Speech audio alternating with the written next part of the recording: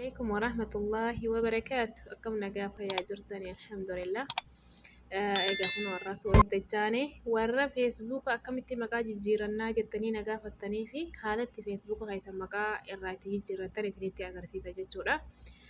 خنا في وانت كتبي فوق أبدن فيسبوك مقا جيرتشورا ويا جهة تمدرتي فيسبوك هاي سمقا جيرتشو هندن تيسن ويا جهة تنبودا مالي يقام جالة مبودا.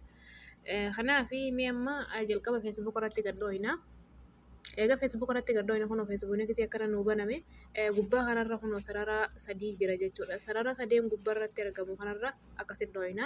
Eegasii kun ammas barreeffama haala kanaan nuuf fidee barreeffama kana gisee akkana nuuf fidee gisee barreeffama kana akkanatti nuuf fidee akkana oloofneeti akkana oloofnee jechuudha. Settings in the privacy fayyoo kanarratti akkasitti dho'ina jechuudha. Egaa settings in the privacy fayyoo kanarratti akkasitti dho'ine kun ammas haala kanaan barreeffama nuuf fidee settings fayyoo barreeffama takka lama sadii afur shan gadhiifne isa jaafarra jiru kana ni agartaniimi isa kanarratti akkasitti dho'ina. Eegasii kun ammas haala kanaan barreeffama kana nuuf fidee jechuudha. Eega barreeffamni kun akkana nuu dhufe barreeffama fakkii namaa fuula dura jiru fakkii namaa qabu kana fakkii namaa fakkaatu fuula dura jiru kanarra agartaniimi kana personal information kan jedhu kanarratti irra ofii isinitti agarsiisuu jiru kanarratti akkasitti gadhoo'ina jechuudha. Eegasii ammas kunoo bakka maqaa itti barreessinu nuuf dhufee jira jechuudha. Neem bakka jedhu kana akkasitti gadhoo'itaniiti bakka neem jedhu kana last name first name jedha.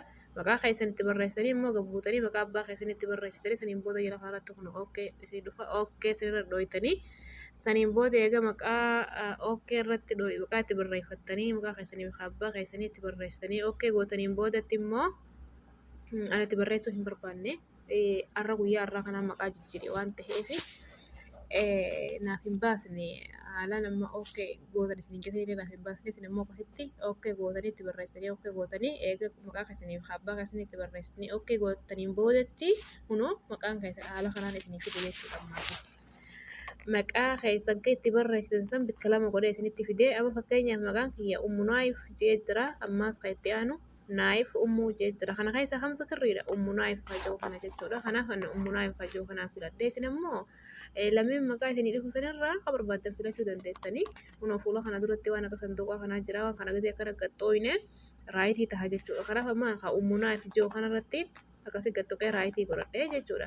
Kanaan booda eega akkasitti raayitii maqaa tokko raayitii akka barbaaddan san filattanii raayitii godhattan booda kunoo asirratti paaswordii guutaa ja'a bakka kanatti paaswordii guutan paaswordii hoggaan joogaa paaswordii feesbuuka keessaniin banattan jechuudha. Feesbuuka paaswordii malee hin banamu waan ta'eef paaswordii feesbuuka keessaniin banattan sanii as keessa guutamee fakkeenyaaf ittiin agarsiisa kana gadhoo'itaniiti paaswordii feesbuukaan banattan sanii bakka kana guuttanii saniin booda immoo seef cheenji gootan jala kanarra kunoo ni agartanii barreeffama samaawii kanarra gadhoo'itanii seef cheenji gootanii saniin booda maqaan feesbuuka keessanii isiniif jijjiiramee jechuudha. Haala saniini maqaa feesbuuka keessanii jijjiirachuu dandeessan jechuudha.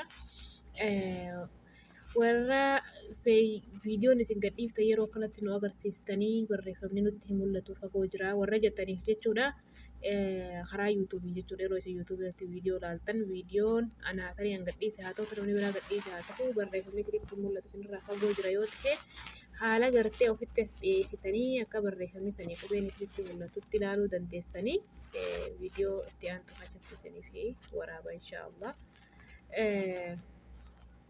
haalatti ilaaluu dandeessan jechuudha isiniif waraaba.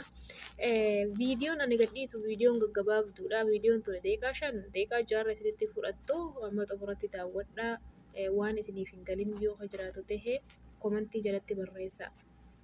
Waan isin dhibesan jechuudha.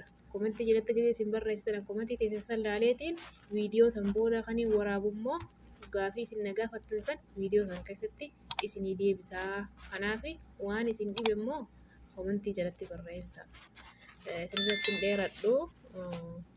Asumarratti hin dhaabaa nagayaan jiraadhaa isiniin jaa inshaallah.